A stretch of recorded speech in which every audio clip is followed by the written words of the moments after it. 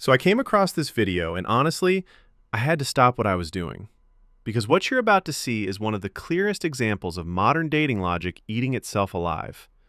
Michael is out here explaining basic cause and effect to a panel of women who treat vibes like empirical data. It's a masterclass in how modern dating expectations are completely lopsided, how women enforce the very standards they claim to be oppressed by, and how saying it goes both ways magically fixes nothing. Spoiler, it doesn't. Let's get into it. Men lose their jobs. The chance of divorce goes up by 33%. Women need men to be successful. Women can look after themselves. They're out earning men, they're out educating men, socioeconomically, so on and so forth. Yep. Most of them want to be in a relationship. Most of them want to be in a long-term committed marriage. And male unemployment is not good for marital success. When women lose their jobs, there is no impact on divorce likelihood. Before you agree, what do you guys think about the statistics that you're a third more likely to get divorced when your man loses his job? What do you guys think about that? Pause right there. This is the part everyone pretends they don't understand. The data doesn't lie. When a man loses his job, the relationship doesn't just get stressful, it goes on life support. And no, it's not because men are fragile. It's because women literally base the survival of the relationship on his ability to provide. End of story. Here's the kicker. Society screams, women are independent now, until the guy can't pay the bills. Suddenly, all that independence disappears like magic. Women can out-earn men, get better degrees, dominate socioeconomically, but their attraction triggers? Stuck in 1950. Modern women preach equality, but in practice, it's a one-way street. Men aren't allowed to expect a homemaker wife, but women absolutely expect a financially stable man. Stop paying, stop being loved. That's the reality. And the punchline? When she loses her job, divorce likelihood doesn't budge. Men don't marry women for their income. They marry for connection, companionship, and attraction. Women? They marry men who can provide. And if that provision disappears, so does the contract. This statistic exposes the real truth. Women dictate the value system in relationships. They preach equality, but they enforce traditionalism the moment a man stops performing as the provider. Brutal, but accurate. That, I think it should be we didn't have to 100%. be married. All right, go ahead. We didn't have to be married in order for me to be like, what are you doing? Got it. Whoa. Because he wasn't showing any ambition. Is that what you're saying? No ambition. Eden, what do you think? Does that sound like a realistic number to you? I think it should be higher. It should be higher, a higher degree. What do you think about that, Jess? 33% more likely to get divorced if the man loses his job. Yeah, I probably divorce. Yeah, I mean, but they're more likely to get divorced. What do you think? What do you think about this, Gigi? I absolutely believe that that's a very probable statistic. I think the loss of motivation is unsexy. Could be, and yeah. could be very unsexy. Okay. And I don't want you laying on my couch for 3 months. Okay, what do you think, Meg? I would say probably divorce. Yeah. Does that sound realistic to you? I would say so. Yeah. Because finances is a big thing. Yeah. What do you think, Bella? Unfortunately, I always date guys without a job and I hustle so hard. But I will say that I don't respect them when they don't have a job. Incredible. Now, let me ask you, does it also seem likely to you that when women lose their job, the likelihood of divorce does not increase? That was the other thing Chris Williamson said. What do you guys think about that? Probably not, but I always work, so I don't really have anything to compare it to. Got it. What do you think, Jessica? Yeah, I feel like the statistic is correct. Cool. Let's be real. After everything we've just heard, what's the point of marrying a career woman or one of these so-called boss babes? Honestly, there's nothing that adds value to a man's life. If anything, it drains your time, your energy, your kids, your family. It sucks the household dry. And here's the kicker. These women will tell you their career is to support their husband financially. But that's a lie. It doesn't strengthen the relationship. It inflates their ego and piles more pressure on the man.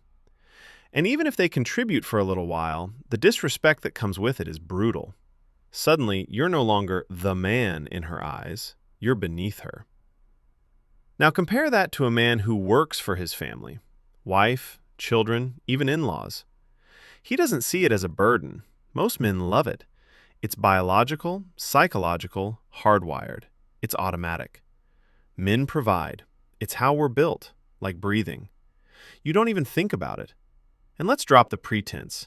Traditional gender roles aren't just some social construct. This video proves it. These dynamics go beyond society. They're ingrained in biology. Men are wired to provide. Women are wired to select providers. No amount of girl boss Instagram posts or TED Talks changes that. Meanwhile, women love to pretend there's no difference between men and women. They talk equality in theory, but when it comes time to actually live it, they don't. They keep their careers, their independence, their Instagram clout, while expecting men to carry all the stability, sacrifice, and provision that comes naturally to them. That's why so many relationships today are upside down, and why men are frustrated, exhausted, and completely misled. And no amount of hashtags or motivational quotes is going to fix it. Now, I set this whole thing up for Gloria Steinem right here. So We have the same birthday. you and Gloria Steinem have the same March birthday? 25th. Okay. So here's the reason why I'm bringing this up, okay? If men lose their job and women are more likely to divorce them, but when women lose their job, men are not more likely to divorce them, who is propagating this gender norm? Men or women? I mean, I think it goes both ways, right? How does it go both ways? Women- There she goes with the universal shield. It goes both ways. No, it doesn't. If it did, we would see both genders react the same way to unemployment. But we don't. This is where people try to force symmetry onto an asymmetric reality. People want everything to feel fair, but biology and human behavior don't care about fairness. Men are wired to provide. Women are wired to select providers. And the moment a man fails at that, the relationship is at risk. Don't matter if the woman makes $1 billion a year. Exactly. It exactly doesn't go both ways. No, let me finish then. So so it's the idea that men need to provide, right? So Yes. women aren't seen as the provider. If a woman loses her job, it's no blow to his ego. But if the man loses his job, it's a blow to both their ego. I think there's more nuance to it too. Like, what's the control of this study? Has everybody been married like 5 years, 10 years? If you do this study, he's talking about one in particular. I think it depends. There's tons of studies going all the way back to the 1980s, and it's always the same. When men lose their jobs, women are far more, in fact, probably more than any single thing. When men lose their job, in every society we see this. And by the way, it's not only when men lose their job, it's when the woman starts making more money than the man. So like, to say a man makes $100,000 a year, she makes 50, then she gets on OF and starts making $50,000 a month, and she makes $600,000 a year. She's about a third more likely to divorce him when that happens. We've seen this well, my point is, and as much as you want to like twist it around, it is not, very, but no, it's I'm not, saying it's not comes from complicated. both parties. It's not complicated. The idea that men need to be providers is a gender norm propagated by women. It is not a gender norm propagated by men. Who decided Because they keep divorcing. Because they. And let's stop and think about this. She says, it's the idea that men need to provide. And where did that idea come from? Men didn't create a standard that punishes themselves. Women enforce it through their mating choices. If women didn't value financial dominance in a man, this statistic wouldn't exist.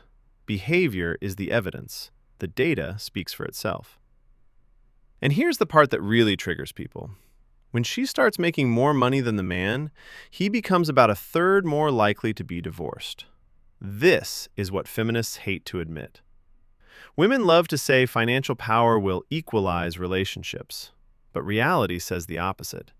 When she earns more, she loses attraction. It's not oppression, it's biology, hypergamy, and status dynamics all at play. Pretending otherwise only makes the conversation dishonest. And when someone asks, who decided that? The answer is obvious. Nature, social selection, female preferences. The entire mating market decides.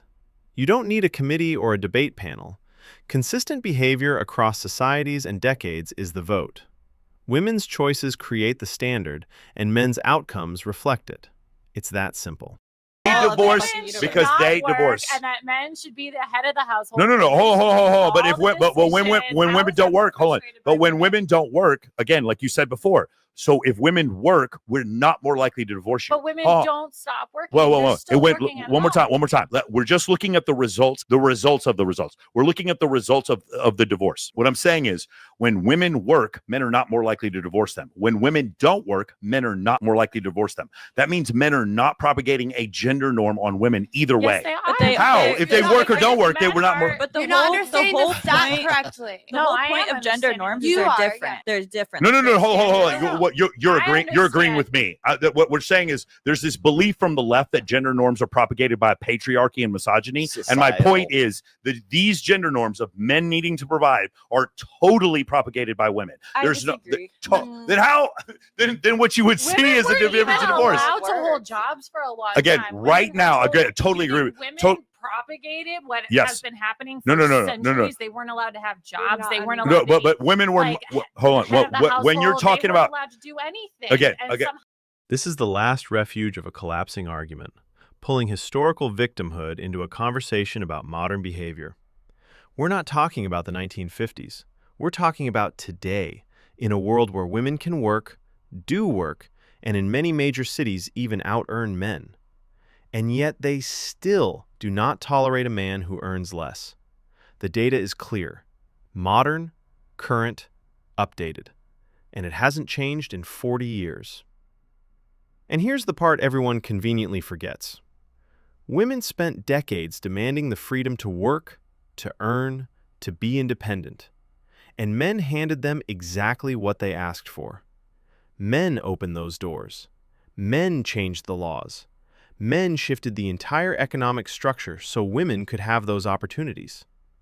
So why cling to oppression narratives that ended before most of these women were even born?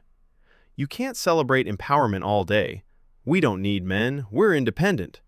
And then, when the numbers don't flatter you, suddenly blame the patriarchy for your own mate selection. Your biological preferences didn't update with your freedoms. And that's not men's fault. That's not society's fault. That's biology. You can't campaign for empowerment, reap all the benefits, and then hide behind oppression when the outcomes contradict the rhetoric. Modern choices require modern accountability. Katarina, what you're saying is correct. Let's say in the 1950s, but in the 1950s, women were not that much more likely to leave their man. The divorce rates weren't as high. For whatever reason that you're saying, we're not living in the 1950s. I'm saying we did not have no fault divorce until the 90s. Correct. Women literally could not leave their man just because he lost a job. Right. My point is, right now, the idea that women are leaving men when they lose their job is not men propagating that gender norm. It is not. Because if men are not propagating any gender norm on women because they can have a job or lose a job, and men are not more likely to divorce. But if women didn't want to propagate that gender norm, here's what should happen. When a man loses his job, she should support him. But that's not what we're seeing. In fact, when you talk to James Sexton, when a man loses his job, she starts, conflicting out every divorce attorney in the city and trying to pull all the money out of the bank accounts.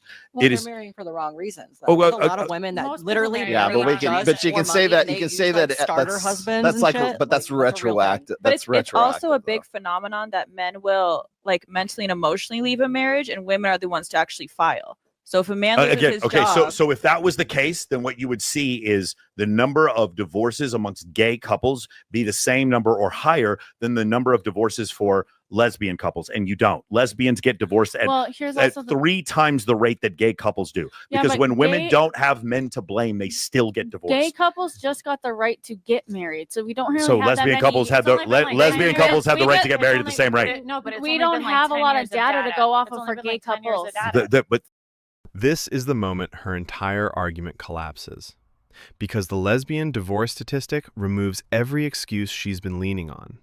Suddenly, there's no patriarchy to blame, no men leave emotionally, no historical oppression to hide behind. We're looking at women married to women, and the divorce rate triples compared to gay male couples. Same gender, no patriarchy. No men to scapegoat, just women reacting to women. And the instability doesn't disappear, it intensifies. That tells you the problem isn't men. The pattern is in female decision-making under stress, female conflict styles, and female expectations in relationships. And right when the data corners her, she reaches for a new excuse. There isn't enough data. But that's simply false. Gay and lesbian marriage became legal at the same time, under the same laws, in the same years. Both groups have the exact same data set. So if lesbians are divorcing 3 times more, that's not a data issue. That's a behavior pattern. Women and accountability are like 2 parallel lines. They never meet. They love statistics until the statistics point at female behavior. it's still 3 but to if 1. we took that 10 years and we looked at it, what you're saying is that disproportionately the women are the one leaving them. I'm going to say, I'm not blaming anyone. Conversation about like men and women, like last one, and we talked about it, and it's like men don't leave because they're getting laid. Like they're not going to leave, even if they lose their. I don't job, disagree with you. Like, And there it is, the accidental truth. Men don't leave because men don't treat relationships like emotional weather reports.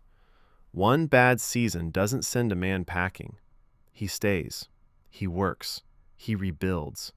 His threshold for leaving is higher, and his standards for stability aren't based on day-to-day feelings. Women, on the other hand, file more because their deal breakers are flexible, emotional, and honestly, endless. The second a man stops performing, financially, socially, emotionally, the exit door starts glowing. Not equality, not symmetry, just reality. So overall, Michael laid out a consistent, data-backed argument, and the responses he got? Emotional, contradictory, or historically irrelevant. The numbers don't lie. Women, not men, enforce the male provider expectation. If modern women truly want equality, they need to practice it in relationships, not just preach it online. If you enjoyed this breakdown, make sure to hit like and subscribe so you don't miss the next one.